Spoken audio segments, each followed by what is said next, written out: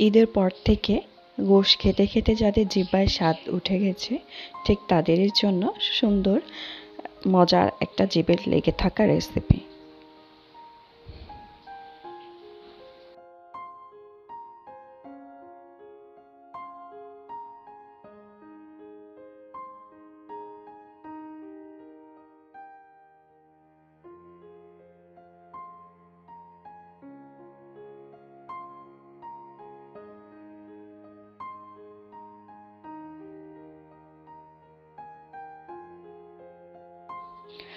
রান্নাটা যদি সুস্বাদু হয় তাহলে তরকারিটা শেষ হয়েও হাতটা চেটে পুটে খাবে।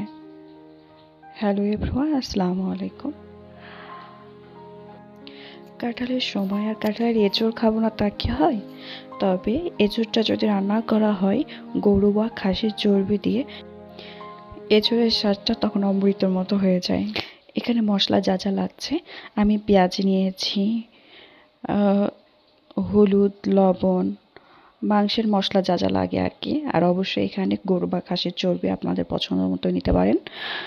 আর এখানে আমি পেঁয়াজটা আলাদা করে কেটে নিয়েছি, আর আদা আর রসুনটা একটু পেস্ট করে নিয়েছি। আর মাংসের যা যা মশলা লাগে যার যেমন প্রয়োজন মতো সেটা নেবেন। এই তো আমি চুলাতে এসেছি। পরিমাপ মতো তেল নিয়ে নিতে হবে যেহেতু চর্বি যাবে। এই তো আমি পেঁয়াজগুলো সব দিয়ে দিয়েছি। পেঁয়াজটা একটু ভালোভাবে ভেজে নিচ্ছি আর কি।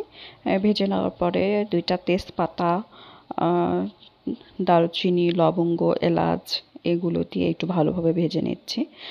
আর ভালোভাবে একটু ভাজা হয়ে গেলে, একটু সিদ্ধ মতো হয়ে গেলে তখন আদা এবং রসুনের পেস্টটা এটা দিয়ে দিব। এই রান্নাটা আমি আমার মার কাছ থেকে শিখেছি। এত মজা লাগে খেতে যে অনায়াসে 2 প্লেট ভাত পেটে জায়গা না থাকলেও খেয়ে নেওয়া যায়। ও, আর একটা কথা তো বলাই হয়নি, প্লিজ সাবস্ক্রাইব করবেন আমার চ্যানেলটা, সাথে থাকা ছোট্ট বেল আইকনটি ক্লিক করবেন যাতে পরবর্তীতে কোনো ভিডিও দিলে আপনার ফোনে সর্বপ্রথম নোটিফিকেশন যায়।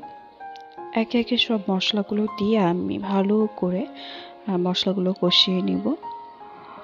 আর এই তো এই মুহূর্তে লবণ, হলুদ, শুকনো মরিচের গুঁড়া সব কিছু দিয়ে ভালো করে কষিয়ে নিচ্ছি।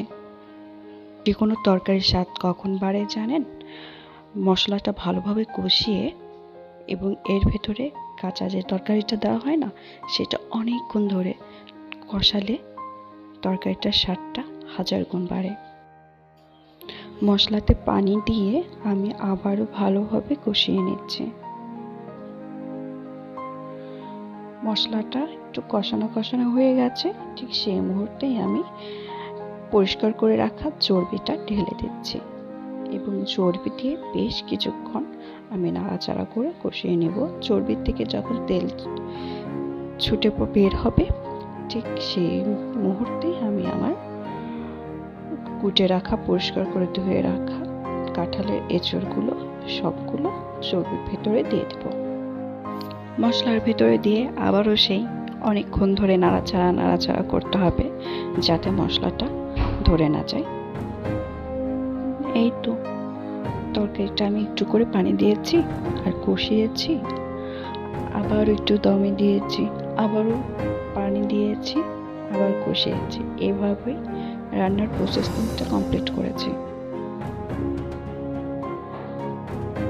আশা করি এইভাবে যদি আপনারা কাঁঠালের এঁচড় রান্না করেন ইনশাল্লাহ অনেক ভালো হবে এবং চেটে পুটে খেতে পারবেন আশা করি। এই তো আমার কাঁঠালের এঁচড় রান্না প্রায় শেষের দিকে। আশা করি ভিডিওটা ভালো লেগেছে।